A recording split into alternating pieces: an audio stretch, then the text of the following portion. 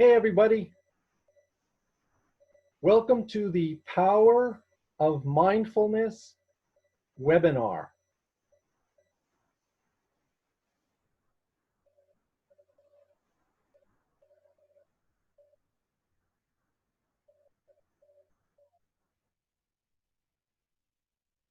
If we have not met, my name is Dave Stevens, and I absolutely love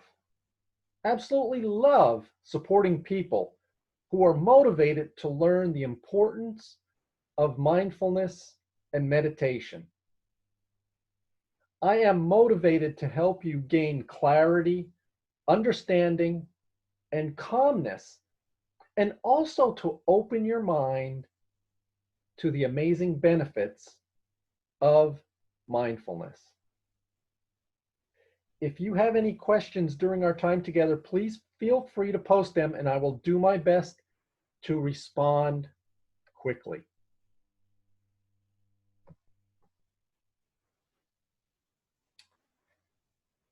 On the next slide, I've listed there's a list of sources that I use to help put together this webinar. Okay.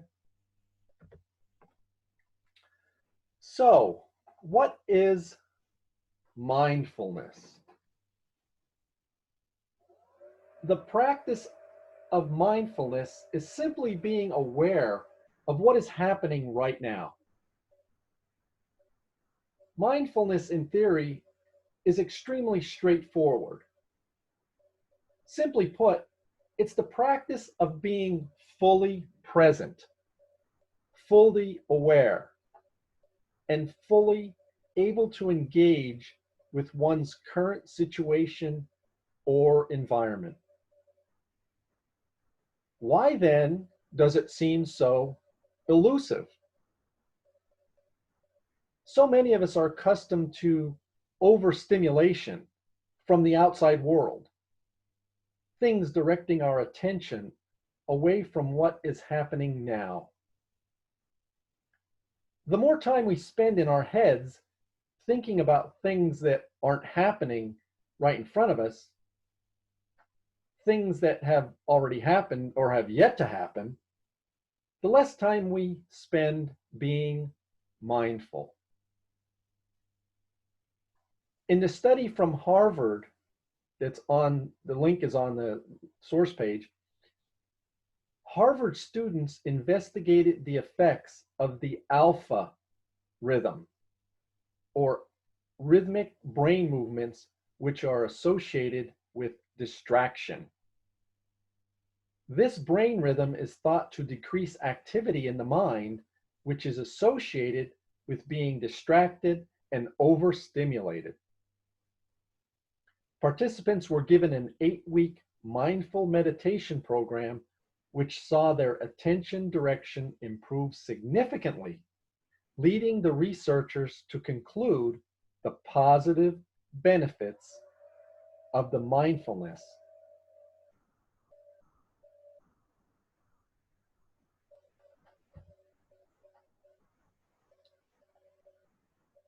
Be here now.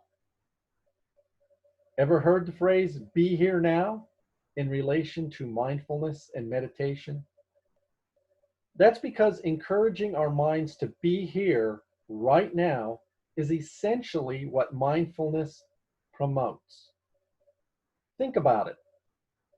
If you're constantly preoccupied with worry about something that happened in the past, keep in mind that the past, in this sense, can mean anything up to several minutes ago.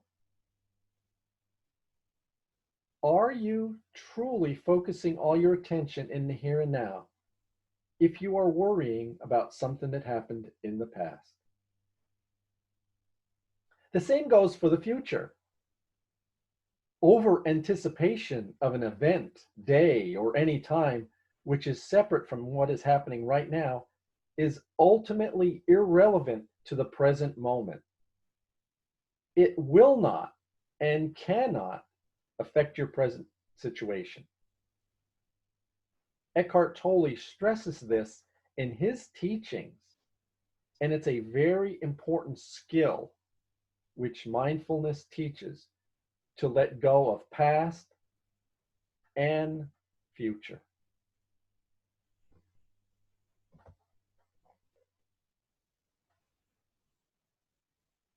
Surrender to what is, let go of what was, and have faith in what will be. A quote by Sonia Riccoti.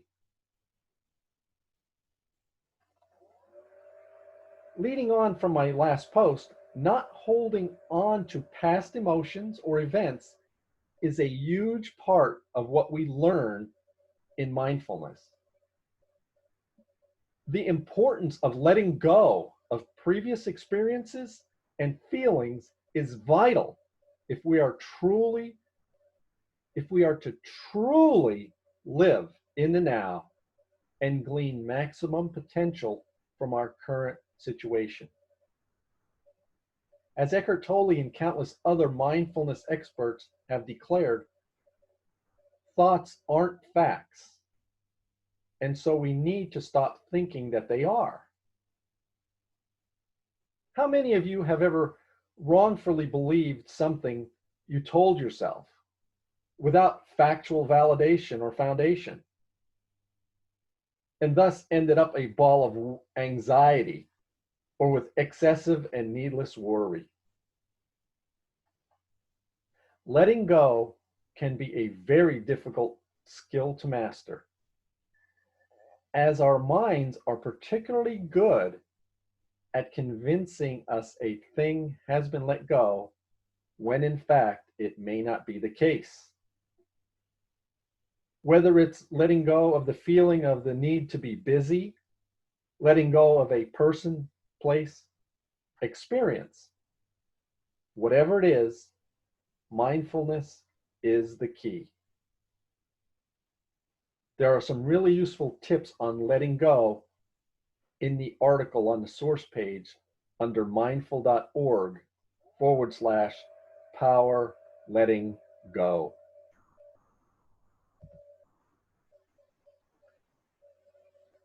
I don't need statistics to tell you that increases in instances of anxiety, depression, and various other forms of mental illness have been brought to the forefront of our awareness in recent years. This and the fact that mindfulness seems to work effectively against them is a huge reason people are expressing more and more interest in it. So, how does it help? Mindfulness calls our attention back into the now. N-O-W, now. While symptoms of anxiety include preoccupation with potential future events or past occurrences, it makes sense that mindfulness works. But mindfulness is not something that can simply be achieved once and then will be available for good. Engaging with a regular mindfulness and meditation practice is the only way to build up stamina and awareness to the onset of anxiety or other symptoms of poor mental health. The more we familiarize ourselves with our personal now, our personal state of being present, and become comfortable with it, the more accessible it becomes to us. This means that our ability to rationalize a situation and draw ourselves back into balance is increased with practice. And so mindfulness simply becomes a tool we can easily access and use to our advantage.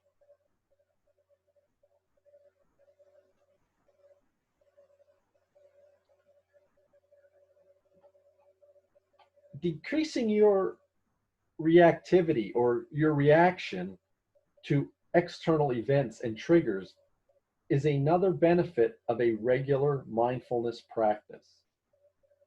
Self-awareness and self-observation are vital skills in which people who regularly meditate have been proven to have higher levels.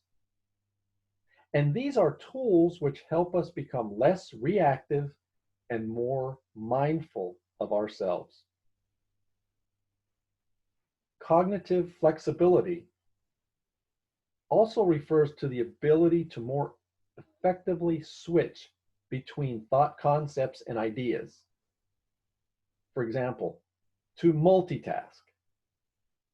Improving the ability to multitask allows us to process more information more effectively and ultimately then to begin increasing our productivity. While multitasking also has its drawbacks, the overall improved brain capacity required to do so successfully is where the benefits of regular meditation can be observed. Think of it as being better able to handle overreactive thoughts and irrational responses. I'm pretty sure we all know at least one person who could benefit from this skill.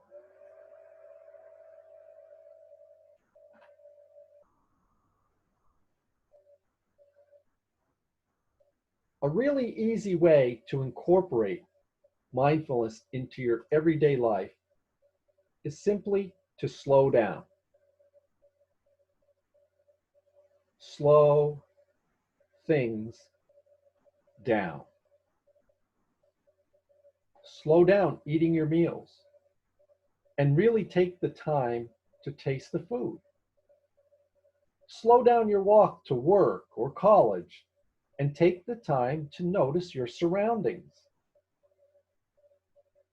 Slow down your quick responses to interactions.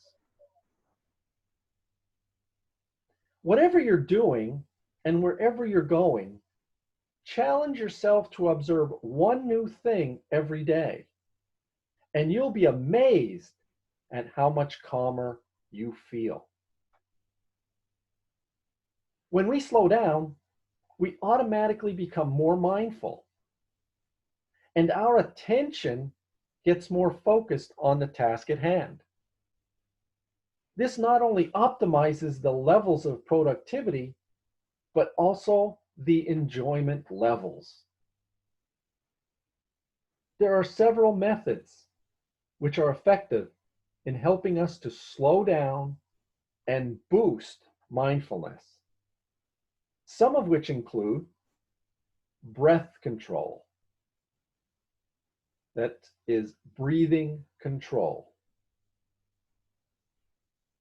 Also, getting a sufficient amount of sleep is important. And minimizing distractions. Slowing down not only the way we move our bodies, but our minds too. This is vital if we are to understand and reap the benefits and importance of mindfulness.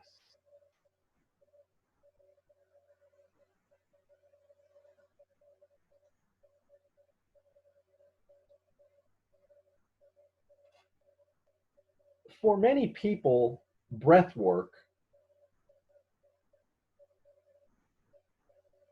or learning a better way to breathe is a vital tool which helps them to slow down and become more mindful. I am going to talk you through some really easy techniques you can practice whenever and wherever you find yourself getting anxious, stressed, and disconnecting from your present moment. Mindful breath technique number one. This is called equal breathing. This technique uses equal inhales and exhale lengths to balance out our breathing. Here's how it's done. Balance can do a body good, beginning with the breath. To start, inhale for a count of 4, then exhale for a count of 4, all through the nose. Breathing through your nose adds a natural resistance to the breath. Got this procedure down?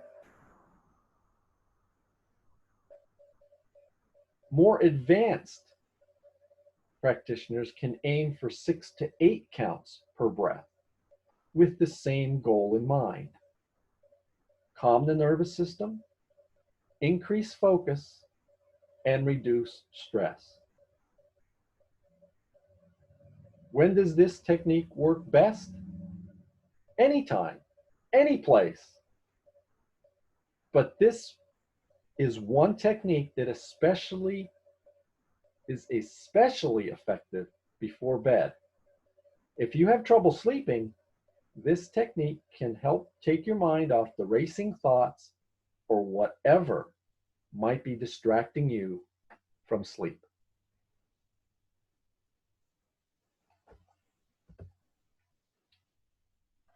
Another technique is called abdominal breathing technique.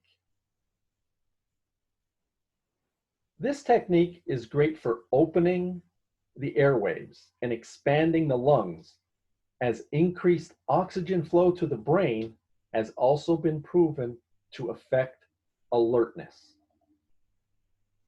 And by the way, over time, you might actually increase your lung capacity. How this is done: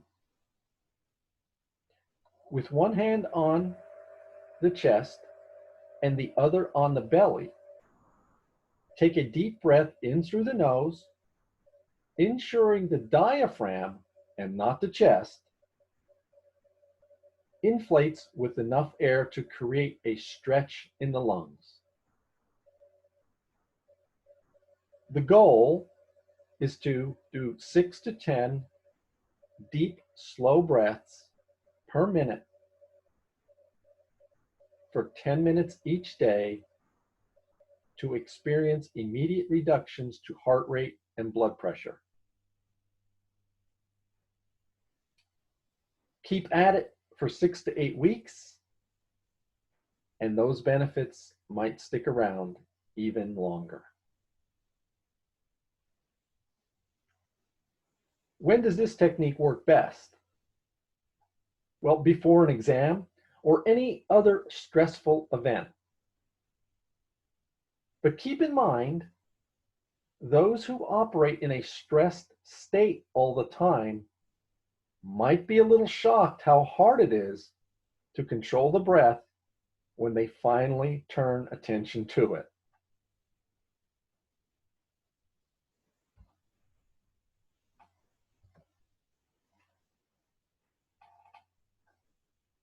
Another technique is called the alternate nostril breathing.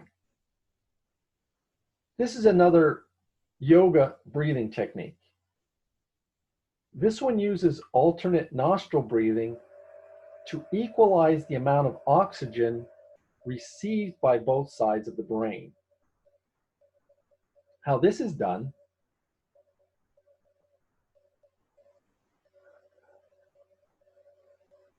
the breath is said to bring calm and balance and unite the right and left sides of the brain. So starting in a comfortable meditative pose, hold the right thumb over the right nostril and inhale deeply through the left nostril. At the peak of inhaling, close off the left nostril with the ring finger. Then exhale through the right nostril. Continue the pattern, inhaling through the right nostril, closing it off with the right thumb, and exhaling through the left nostril. When does this technique work best? During crunch time, or whenever it's time to focus or energize. Just don't try this one before bed, because it is said to clear the channels, so to speak, and make people feel more awake.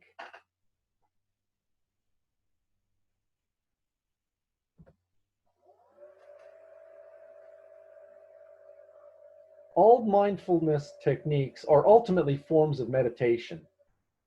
And so the vague lines that exist between the two are often confused. While mindfulness simply encourages us to cultivate awareness of our present moment and surroundings, meditation can often be focused on a particular thing or intention.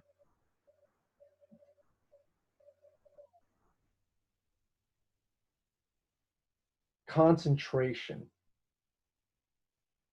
In this way, both meditation and mindfulness require a great deal of concentration. Regularly entering states of deep concentration and meditation ultimately improve our overall capacity to concentrate. This is why so many intellectuals and successful writers, researchers, and business people are avid meditation and mindfulness practitioners.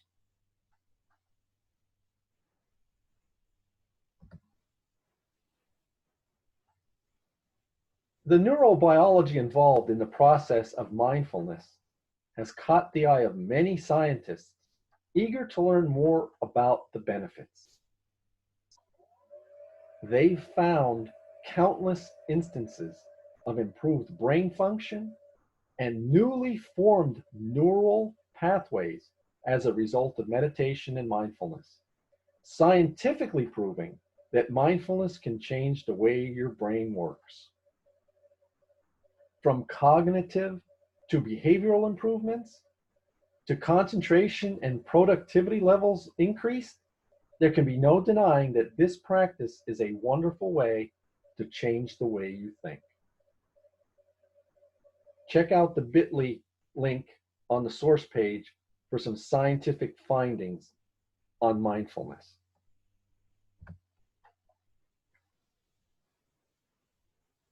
Mindfulness, yoga, and meditation are often associated with one another as they all deal with similar intentions of bringing the body and mind back into a state of balance. While it's almost standard procedure to include elements of meditation and mindfulness in a yoga class, however, both mindfulness and meditation can be taught independently of yoga. Both practices concern themselves with cultivating awareness. Yoga, the awareness of the body, and meditation, awareness of the mind.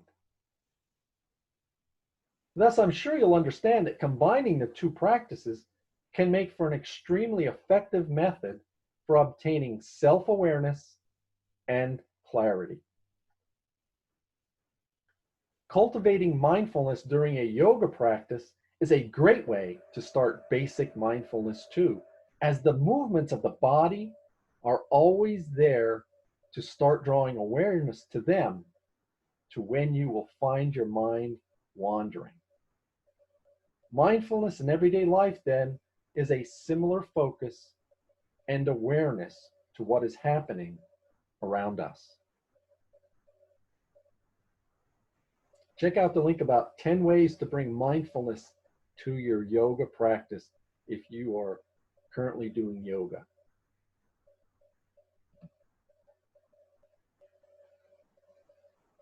Mindfulness is so important for kids and teenagers to learn as a skill, as it not only benefits concentration levels and behavioral issues, but it also increases self and body awareness, compassion, and understanding.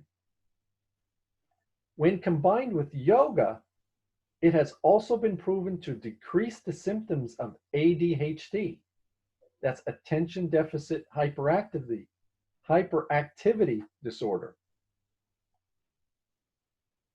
And breath work is known to be particularly effective in combating behavioral issues too.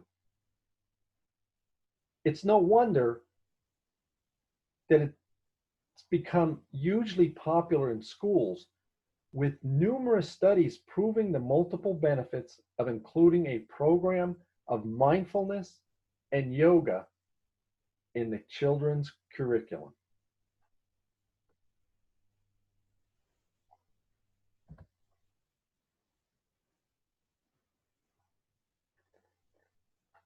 It's easy to want to give our kids the best chance possible at concentration and productivity in school, but what about the parents?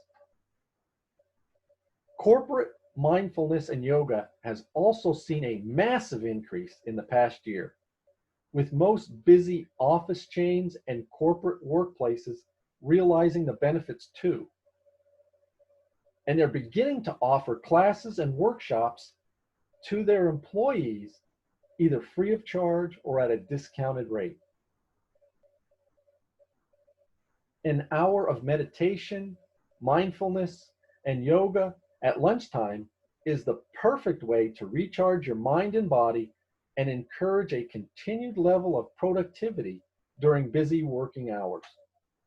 When this is offered within the office premises, it makes sense that employees will spend less time traveling to and from their desk to get their hit of inspiration and balance. It's also a great way to encourage morale in the workplace and help employees develop connections with one another outside of the working mindset. So the benefits are endless. Time magazine had a great article listed in the sources called Yoga Workplace Mindfulness.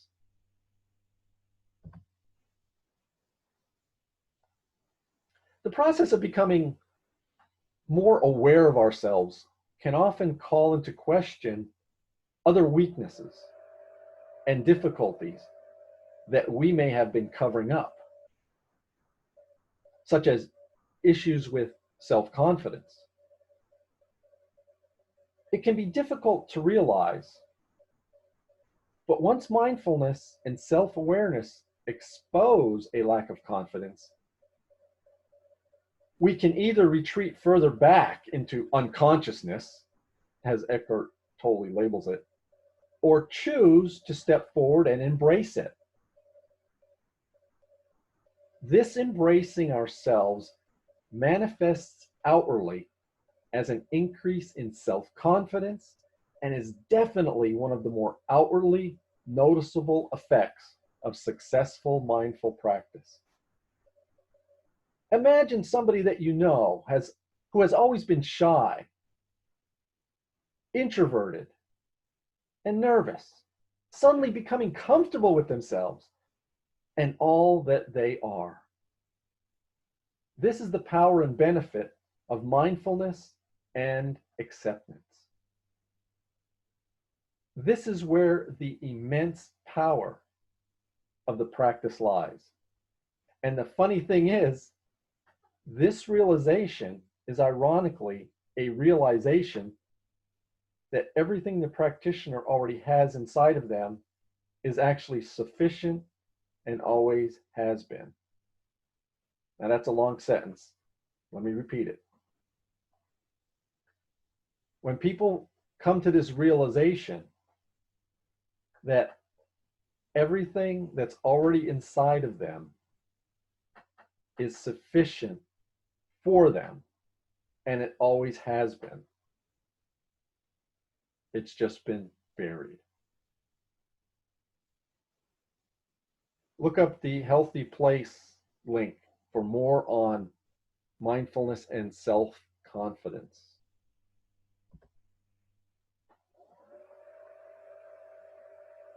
Flow state is defined as a unique state of mind which artists and writers of various disciplines have come to understand as a state of immense and prolonged focus.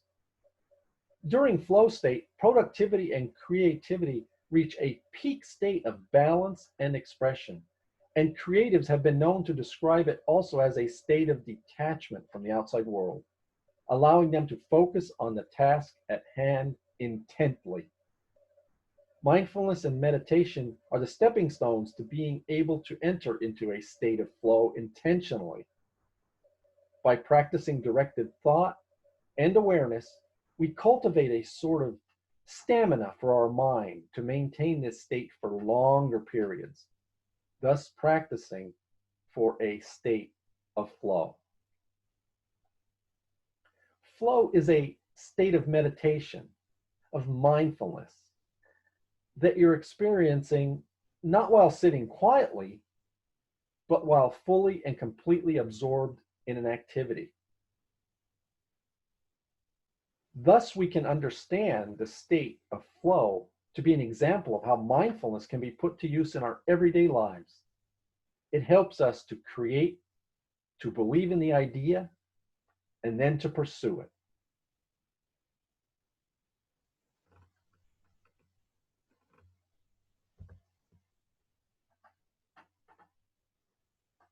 If you're still a little bit unsure where to start with your personal mindfulness and meditation journey, I'd recommend simply trying out some basic guided meditations. There are a wealth of resources online, such as the links on the source page. And you'll be forming an amazing foundation to build your meditation practice by just taking 10 to 15 minutes to choose to engage with your thoughts. In the morning before you start your day or just before bed to help you drift off to sleep are definitely the best times to practice mindfulness and meditation, as they help our minds to prepare for the task before us, either getting engaged with our day or disconnecting us from the conscious world to allow us to go into a deep sleep state. There are many videos out there with guided meditations to help you get started.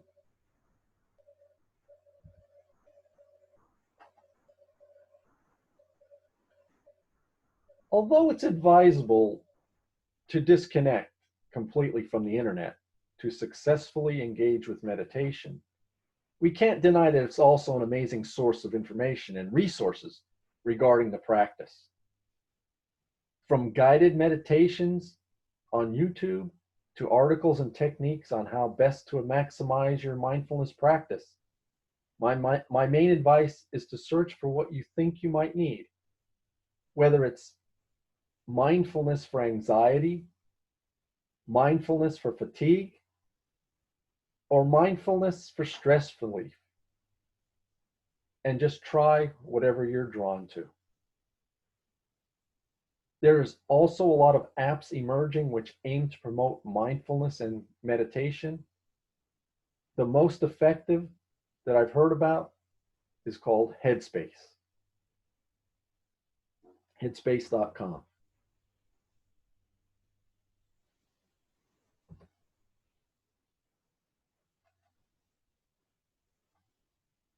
If you're still unsure, and let's face it, most of us are when we first begin meditating. If you take nothing else from this event, at least let it be the confidence to just try it. Start small, 5 or 10 minutes a day, and then gradually start to increase it. Make up your mind to stay put for that long and notice the fluctuations from day to day in your breathing, your attention, and your energy.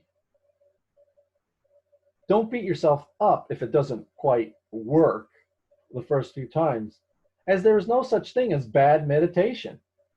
It all helps us to delve deeper and deeper and to cultivate awareness, even if it's 1/2 a second at a time. The more distracted, busy, and uneasy you are, the more you need to meditate. And as the old saying goes, you should sit in meditation for 20 minutes a day. Unless you're too busy, then you should sit for an hour.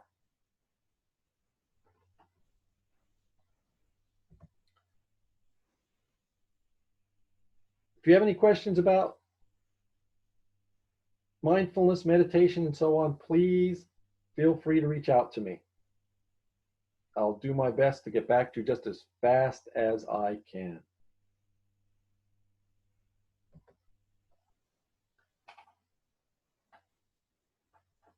I want to thank you for taking the time to experience this webinar. I love sharing this topic with people who are eager to start experiencing meditation and mindfulness. If you have any further questions about this or anything else that I can help you with, please don't hesitate to reach out to me with the email on this slide. I want you to know that I know what it's like to try to start meditating or breathing exercises. My mind always raced when I would try to start. There's always 1,000 things to be thinking about. And I tried multiple ways, multiple techniques. And the simplest one that I started using and was effective for me was the equal breathing, the measured breathing. And focus on the breathing. That's all you focus on. Don't focus on any words or pictures or chanting a word or anything like that. Just focus on the breathing. All of your energy, all of your attention, and focus on the breathing. And that worked really, really well for me. And so I suggest to you that maybe you could try that out for you to get started. That's something, you don't have to buy anything, you don't have to go anywhere. You can do it anywhere, anytime. It helps if it's at first if it's in a quiet place so you're not distracted. But you can do it standing in the grocery line. And instead of getting stressed out because the line isn't moving as fast as you'd like, you could be standing there doing your breathing exercise, calming you down and changing you, making you aware of being in the now, right now. Okay? Once again, this is Dave Stevens. If I can help you in any way, shape, or form, please message me at the email below, and I'll be more than happy to help you in any way that I can. Thank you so much. Have a super day.